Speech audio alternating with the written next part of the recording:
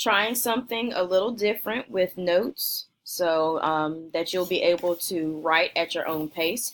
So you're going to be watching this video at your desks and taking notes.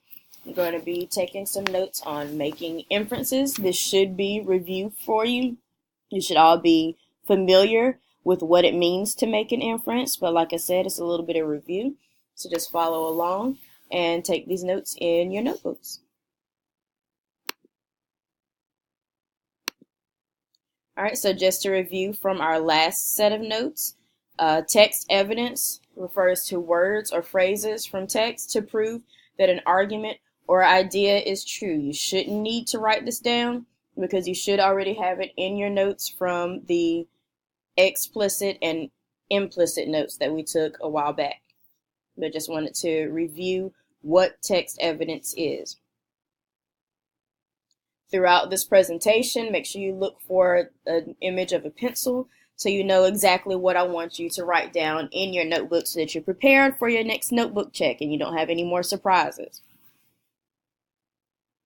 All right, how do you exactly make an inference? You can almost write it like a math equation. You're going to add your prior knowledge to text evidence. Prior knowledge is what do you already know about the topics that you're reading about, or what have you experienced involving those topics. And then text evidence is what does the text say about the topic and what information is provided for you or what happens involving those topics. So you add that prior knowledge to the text evidence that's provided for you and use those two pieces to make an inference. All right, looking at this picture, what do you see? Looking at what you see, what do you already know about those pictures or what you see in the picture, and then using that information and what is in the picture, that would be your text evidence. What inferences could you make? All right, a few things you may notice. There's a teddy bear or a toy. And then there's also swings. You may also notice that there's snow in the tree branches and on the ground. So a few inferences that you could make, knowing that a lot of little kids play with toys or teddy bears and that little kids like to play on swings. You may notice that the tree, or you may make the inference that the tree is located near a house that has a family with kids. You may also make the inference that the tree is either located someplace that's in the north that gets a lot of snow, or that this picture was taken during the winter. So those are some inferences that you could make based on what you see in this picture. And you can apply that same thought process as you're reading to make inferences. All right, so here is a video just to give you some kind of basic introduction to what it means to make an inference.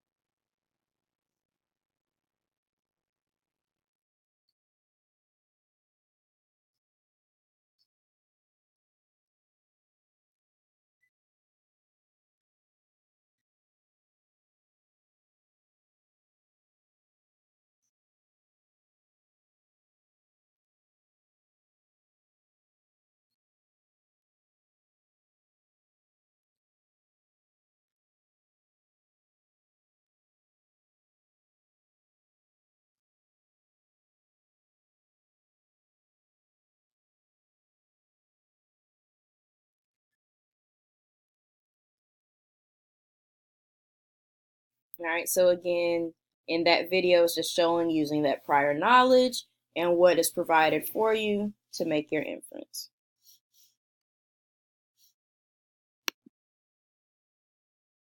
All right, so take a look at this passage. Using your prior knowledge and what's provided, what inference could you make about what's provided in this text? What inference could you make about Harry Potter? And we'll talk about this when we come back together as a class, so just jot your notes down. I know there's not a pencil here, but just jot your notes down as far as what text evidence is provided here. What inference do you think you could make about this passage from Harry Potter and the Sorcerer's Stone?